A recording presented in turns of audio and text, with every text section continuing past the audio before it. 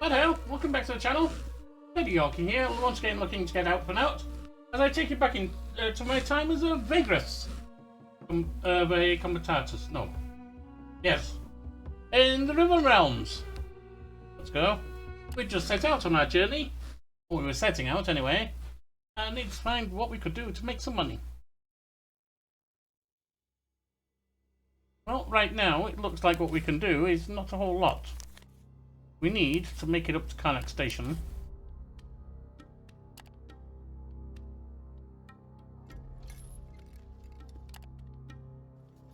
And there we are. In we go. The Comitatus descends into the Great Basin that shelters Karnak Way Station from the worst of the jagged waste dust and storms. Even at this distance from a walled compound, you can see that the outpost is vastly overcrowded. Dozens of Comitati and literally hundreds of travellers swarm the confines of Karnak Station, which is now surrounded by makeshift camps and improvised mansios. What's going on here? Mansio. Doesn't say. Arrive at the gate. A pair of gruff-looking mercenaries walk out to meet you and give you a half-hearted hail. The first one to speak is a tall, lean, tainted fellow, armed with a barbed spear. And gotta say, you folk just keep popping up like rays around a rotting corpse. He sighs heavily. Alright, move your ass over there, and try to settle in without fuss. Cunning fellow, isn't he? He points to a large area outside the yellow stone walls, just northwest of the way station itself. What the hell's up with your attitude? Well, there is a brief pause, but then the mercenary sighs again and seems to deflate, his frustration giving way to weariness. Listen, I did not mean to bite your head off, stranger. It's not your fault. It's this. His gaze wanders across the way station with disgust. Now, granted, all this crowd was pretty fun and profitable in the beginning. Now the whole place looks like and smells like a war camp. Soon after it began, folk began bickering for all sorts of shit. The best camp spot, more water from the well, more food, and so on and so on and so on. Fights broke out. Some of our guys got badly hurt. When they went in to break them up. The other merc spits. You ask him if he knows the reason for the sudden influx of Comitati and travellers. All sorts of rumours, but you better ask around yourself, because I ain't sure what to believe anymore. The tall fellow answers, and please, just don't give us a hard time, alright? Move your people and stuff to the place I pointed, and everything will be dandy. Then he bows his head and lights a bogweed reefer. You nod at the mercenaries and the Comitatus, lead the Comitatus to the designated spot. And the crew strikes a camp, and everyone is settled in after a quarter of an hour. Sheltered in an arid basin surrounded by stone walls and guarded by grim mercenaries, Karnak Station provides the illusion of safety most travellers crave. At a quick glance at the many signs of past destruction, tells a tale of raiders, rock storms or worse. Despite rebuilding time and again, it is not long before the jagged waste claims the place for good. The guarded compound. Travellers gather here to enjoy a little rest before leaving Karnak. The whole compound is crowded with people, travellers, Comitatus, crews, vagrants, mercenary warbands, trading house agents, smugglers, prostitutes, thieves, and of course beggars. The largest stone building housing the tavern is filled to the brim with customers, so much so that you cannot get inside for a drink. And luckily, they had the sense to set up the bar outside too, and the kitchens try to serve as many of the clientele as possible. Should you been to jackra meat, steaks, or fried whore of lava, that is. The noise and stench of sweat and booze make you feel like you are in a war camp, which is what we were told. Asking around, you hear several organisations looking for transportation. Eat, drink and chat with travellers.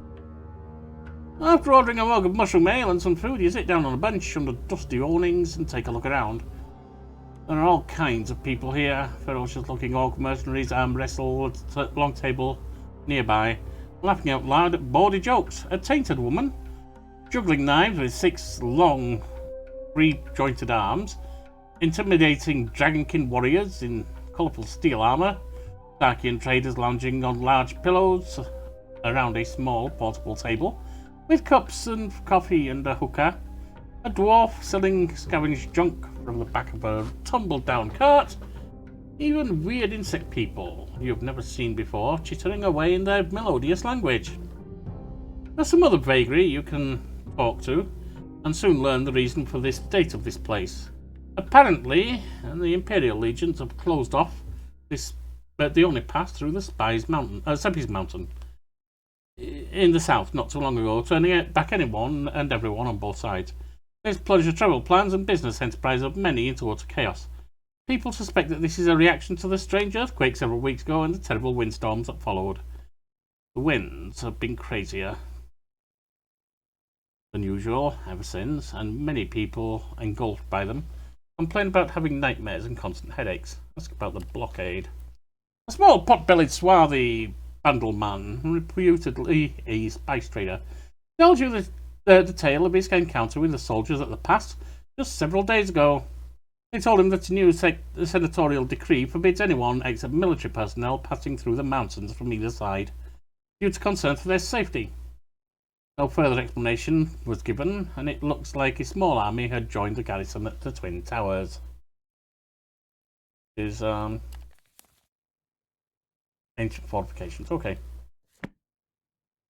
The forts guarding the pass. I'd say so right there.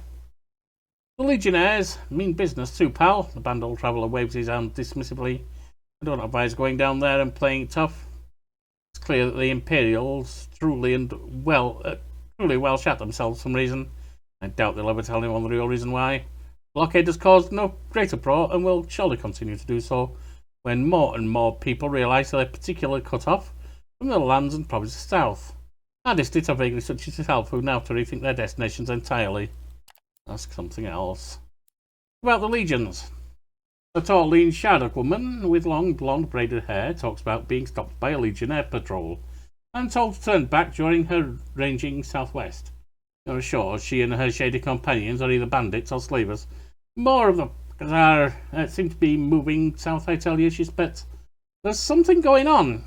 Folks speak of coming across crowds of the tinheads travelling down the Emperor's Road.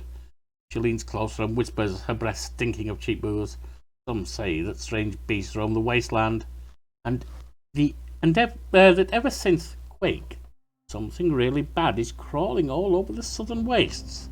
And whatever is going on seems to be connected to the phenomena over at the Singing Winds. Many people talk about mad windstorms, strange dreams and voices on the wind. Ask something else. Winds and dreams. A young but uncharacteristically talkative Ascolite novice has a sizable audience gathered around him as he relates what he has learned on the topic of the winds that have gone mad. It all started weeks ago with an earthquake. People say that the epicenter was somewhere southwest of here. Since then, the wind is changed. Almost everyone here has had bad dreams or has heard strange voices in the wind. The further southwest one goes, the more intense it gets. Many of his audience complain about headaches they get ever since they had heard the voices. There's a hush talk of travellers going insane and their brains literally turning into a crisp. Though such talk is difficult to believe. Ask if there is available work. You learn that while most travellers are trying to figure out what to do now, the representatives of several organisations are looking for vagary to take their cargo north, mostly to a Torzag shelter. Do something else.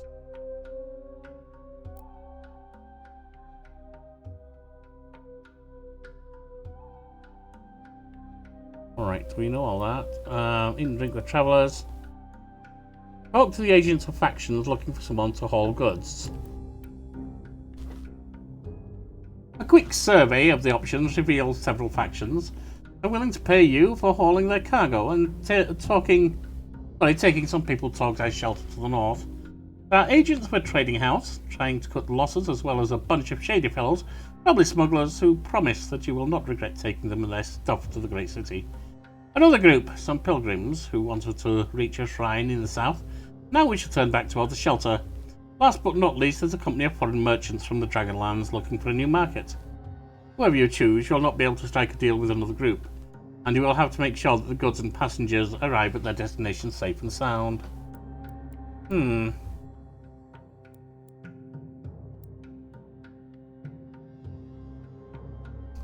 Trading house, smugglers. Smugglers could be profitable, but I don't have any criminal contacts, I don't think, so... Let's go with the traders, maybe. Yes. The deal is struck fairly quickly. The 3 agents from the Scythian Covenant want you to take them, along with their bodyguards and sizable cargo of salt, Talk shelter. As per the agreement, you have to travel to the city without unnecessary delay, and they will add their remaining supplies to the stores when you arrive. You will be handsomely compensated when you reach the shelter's gates. Load the goods upon leaving Karnak. Make sure you have 2 empty cargo slots. Right, it looks like that's all we can do.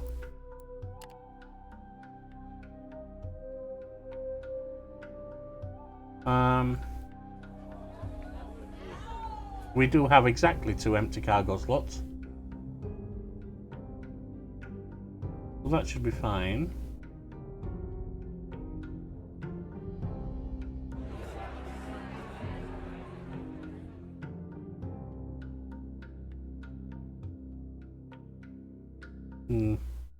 I think that's what we're going to do. Load up the cargo, etc. Civilian traders join your comitatus after your crew loads the cargo.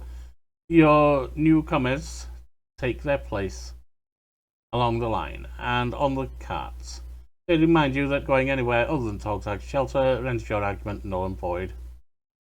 Agreement, rather. You set out leaving Karnak's shelter behind you.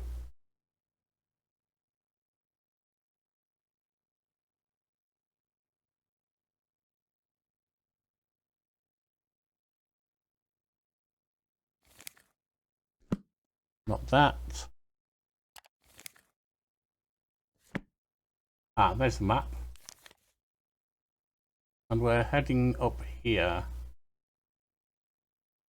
Right, so we need to head up here. Along the road, basically.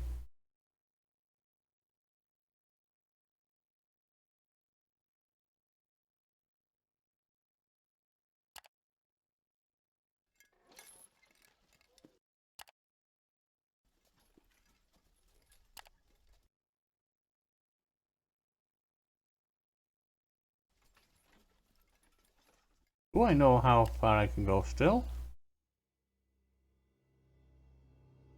Oh, that would be to march. I don't want to march. Oh, I'll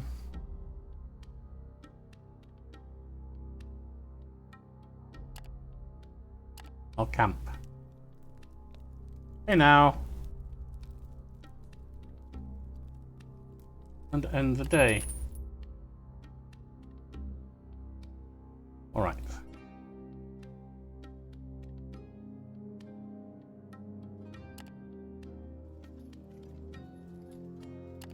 Six. 4.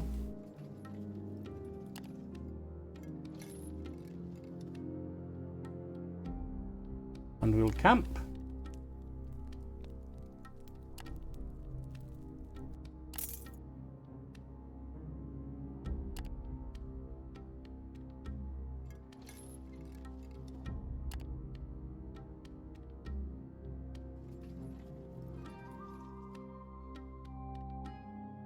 And we will camp some more.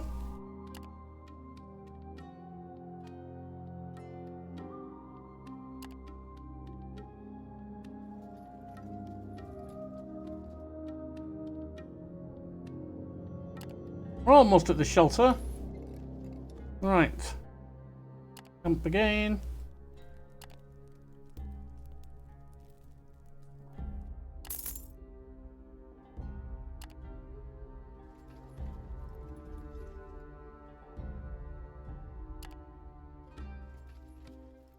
And we're in. Comitas, in sight of the nearby settlement, eager to get some well-deserved rest. But what do the people who you took on say about this? They seem happy to have reached their destination. The great Blackblood Mountain towers ahead, crowned with black fortresses and jagged battlements. The single immense wall that blocks entry to the bowels of the mountain looms ahead. Your passengers are making ready to depart, but first they need to check their cargo. Everything is intact. The cargo is in order and your passengers quickly unload it. After giving you their remaining supplies, the one in charge hands you the agreed upon fee as your services and turns to you before leaving. The Scythians shall remember you as a friend, Vagrus. 26 Lurg, 150 salt, 50 within this covenant. Leave your combatators. As for you, darkness awaits. Or Dark City awaits, rather. You reach the fortified gates of the great city. After waiting your turn in the line of chattering travellers, bleating beasts of burden, wearing loaders and exhausted slaves, decrepit pilgrims and fellow vagri, you are greeted gruffly by guards under the shadow of the gatehouse. Approach them. Have nothing to hide. Getting through the inspection, you are told that now you have to pay the gate tax. Very well.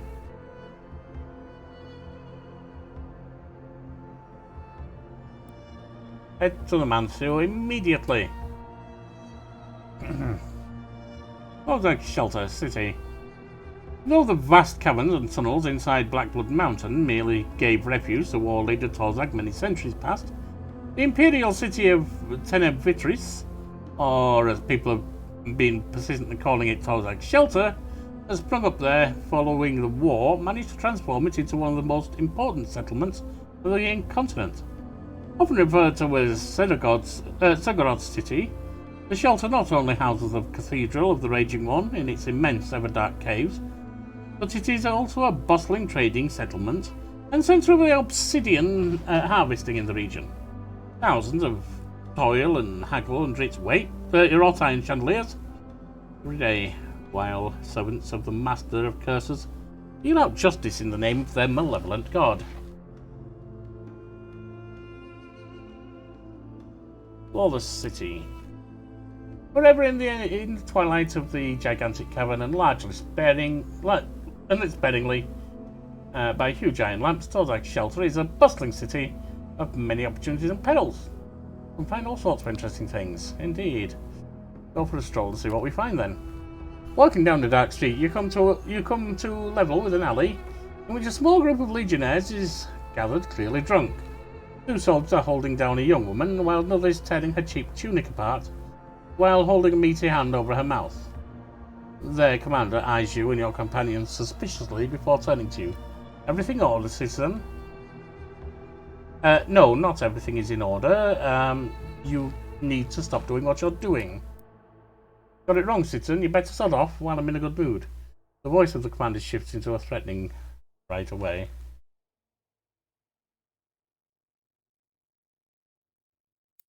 Can I reason with them?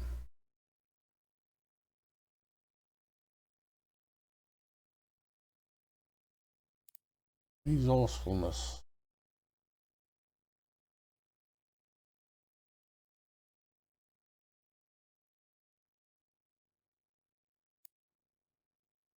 Reason with them.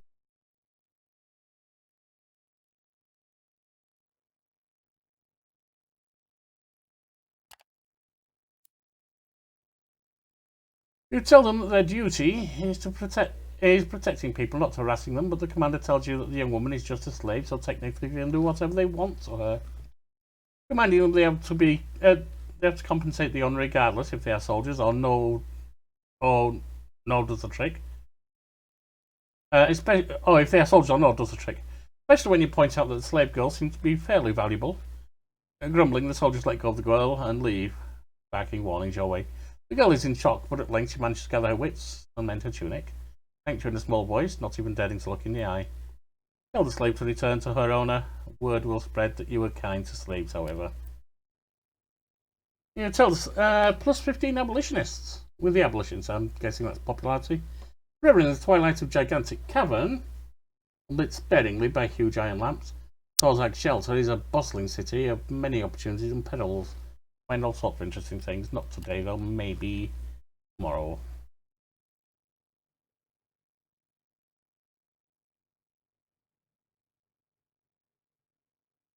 Is it this civic district? I think it's the market district we want, isn't it? Yes. Rolling over a dozen blocks close to the city gate, the market district is a bustling, crowded place where you can buy and sell almost anything imaginable. Anyone entering the labyrinth of stalls, shops and bazaars is constantly bombarded by a wide range of strong smells and invaded by the competing shouts of peddlers and salesmen, and I'm seeking out Braxis' shelter. You make your way to the part of the market district that lies just east of the Calrish Market. It takes a while to locate the statue of Mercatus, overlooking a dried-up fountain carved with dark stone. But when you do find it, you can see the shop is indeed right where Agos said it would be. But between two taller, decrepit buildings, Braxia's storefront is not much to look at.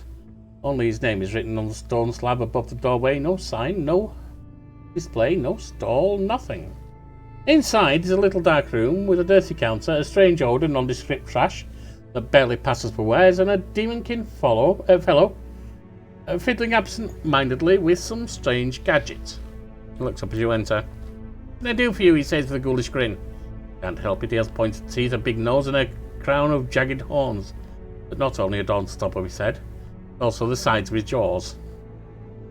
His eyes burn with a pale orange light, and he is surrounded with an almost palpable aura of nervousness. Oh, this can be not the man you were guided to. Are you Braxius?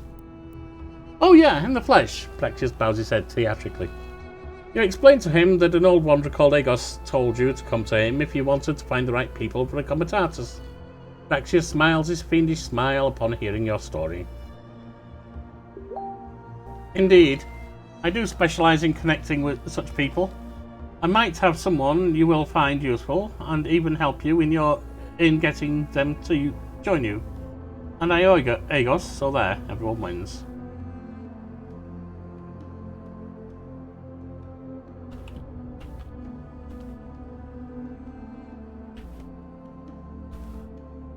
Ask him who we can get and what this will cost. I like dark elves, not a great fan myself, but I gotta say they tend to be quite resourceful. Like this fellow here called Renkalon, a scout and a very good one at that. I was told he is looking for a new employer, and a Vagrus such as you would be ideal for him. Perhaps it'll prove to be ideal for you. Funny thing is, not able to dig up any dirt on him. Strange. But, you know, he is a dark elf, so that might be trouble in itself. You ask him what you owe him for this, he simply shakes his head. Nothing, like I said. I owe Agos, and he told me that I can pay him back by aiding people he sends me. Odd, right? Well, not so much, really. At any rate, I can arrange a meeting with Renkalon with you. Sounds useful. Minutes after you tell Braxius that you wish to meet this Renkalon, he has closed down the shop and is leading you to where you can talk to the man. You soon arrive at a stinking watering hole at the end of the alley, somewhere between the market district and the undercity. The sign has a feeding carrion bird on it. Underneath, crooked letters spell out the name of the grinding gizzard. You find a quiet table in the corner while Braxius gets you a couple of drinks. By the time you finish the first, a man walks up to you without making a sound and greets you. Wrapped in leather armour and a worn cloth, the short, dark elf stands somewhat aloof in front of you. That's a hideous scar on his left face he is hiding. Eventually he offers his hand and says, almost in a whisper, "Thou, Vagrus, I heard that you were hiring people for your comitatus. I might be interested, might be. That is, of course, if you want a scout on your crew. Ben here has been all around the continent, working for several vagary. He's an amazing scout and a very experienced fighter, and Kalo manages a half-mile. His faintly glowing blue teeth are without blue eyes are without pupils, so it's difficult to read him. Braxius is too kind. I try not to disappoint. I'm sure you have questions before you come to a decision. You do have questions for him. I'm all ears. Ask him about his past. Oh well, Renkalon says absent-mindedly. What is there to tell? Like the good Braxius mentioned, I have travelled to most places on the continent a sensible person can travel to. I went as far as the Red Desert in the south and the land of the endless rain in the north.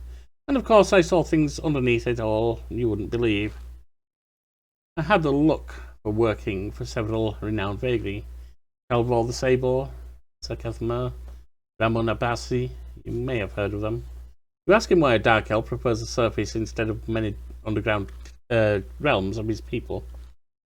Now that, I've seen a lot of Everdark lately. I'm older than I look. Braxius chuckles quietly. At any rate, there is so much to see here. Why would I want to... Ren's voice fades away. There's a moment of pause. But of course, I would be dishonest if I didn't tell you how I am not very keen on coming across my people. We just don't like each other too much. So there's that. There might be other things we want to talk about. Ask him about his abilities. As we've touched upon it, I'm a scout first and foremost. I can also coordinate other scouts who give the chance. Otherwise, I'm adept at not being seen or heard, as well as surviving out in the wasteland as expected. The Dark Elf smiles quietly. I can also defend myself fine when it comes to a scuffle, though being no warrior, I prefer hanging back, throwing daggers, setting traps, and organising combined attacks. Ren comes in highly recommended, Captain. Praxis chimes in. There might be other things. These people. What is it to tell Dark Elves are as varied as humans, really, and I would be remiss to make you believe that I can speak for all of them. Besides, I am, well, let's just say that I am out of touch with my people. Not having interacted with the Dark Elves of Everdark for decades now. Well, except for a few sporadic encounters. As for why that is, Ren shrugs apologetically. I do not wish to get into specifics. It's personal and won't endanger you or hinder your business. I promise you, it won't. There might be other things. Like how much can I trust that? Ask him why he wants to be on the road. That's how I've been since I left my home realm and started to roam. Ren says casually, sometimes on my own, but mostly with others, mostly with Komitati. That is how I live, really. It just happens that for a while now, I've been hanging around the shelter, and by now I've grown an itch to travel again. Will we travel together? Hopefully. Time to decide. When Killian just smiles, faint with a curious expression. Axios looks at you expectantly as he speaks. Take him on for 3 lurg. We'll pay him the 3 lurg. That's great. That's really great. Then Killian bows his head and in thanks as he pockets the coins. This sum goes toward travel gear and rations for the road ahead. Much appreciated, Vagrus, and I'll meet you at the Mansio. And as far as I'm concerned, we can get the heck out of this town right away. He leaves as you down the rest of your drink. Raxus asks you to return to his shop with him. And you arrive returns to you. Now that Rinkelon business is taken care of, I can help you recruit another fellow. There are 2 options. Want to hear me out? Of course. Alright, good. So, there are 2 fellows here in Torzags that I could put you in contact with. Both have their own problems, so to say, they are trying to solve. I can help you solve their problems for them. One, that is. I mean, I can help you with one of the 2, and you'll owe me for this. You ask him about the 2 individuals concerned. One is a dwarf, a particularly nasty one at that.